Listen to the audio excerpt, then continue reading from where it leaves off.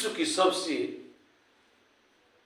बड़ा नदी द्वीप है। भौतिक आकृतियों की भिन्नता के आधार पर विशाल मैदान को 4 भागों में बांटा गया। नदियों द्वारा पर्वत के नीचे उतरते समय शिवालिक ढाल पर 6 से 18 किलोमीटर की चौड़ी पट्टी में छोटे बड़े पत्थर के टुकड़े जमा कर दिए गए हैं। इस निक्षेप को भाबर कहा जाता है।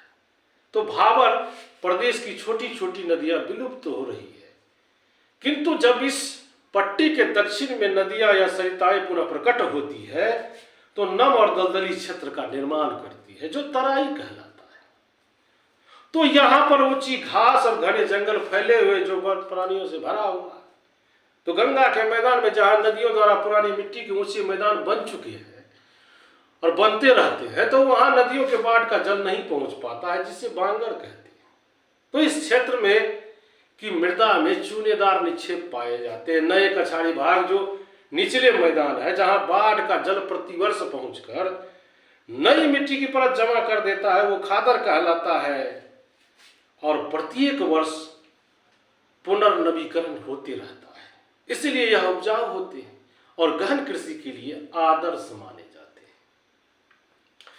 तो दक्षिण का पठार या प्रायद्वीप पठार आकृति के दृष्टि से त्रिभुजाकार है तथा प्राचीन गोंडवाना भूमि का अंश है। यह उत्तर की ओर चौड़ा तथा दक्षिण में संकीर्ण है। इसकी औसत ऊंचाई 600 से 9 मीटर है। इसके उत्तर में अरावली, विंध्याचल, सतपुरा की पहाड़ियां हैं, पश्चिम में पश्चिमी घाट पर्वत तथा पूर्व में पूर्वी घाट पहाड़ियां हैं। और इस पठारी भाग में अनेक चौड़ी घाटियां एवं गुंबदाकार पहाड़ियां हैं। इस पठारी भाग के 2 भाग हैं। तो पहली भाग क्या कहलाती है, इसको जरा आप जानिए, मध्य उच्च भूमि, और दूसरा आता है दक्कन का पठार। तो मध्य उच्च भूमि का अधिकतर भाग मालवा का पठार कहलाता है और यह पठारी भाग पूर्व में महादेव श्रृंखला और उत्तर पश्चिम में अरावली और मध्य में विंध्य श्रृंखला से घिरा हुआ है।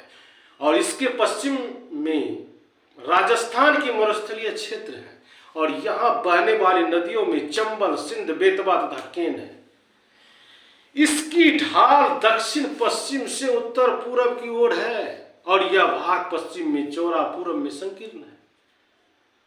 तो इसके पूर्वी विस्तार को स्थानीय रूप से बुंदेलखंड, बघेलखंड के नाम से जानता है। इसके सुदूर पूर्व के विस्तार को मुख्यतः दामोदर और स्वर्ण रेखा नदियों द्वारा अपवाहित छोटा नागपुर का पठार माना जाता है।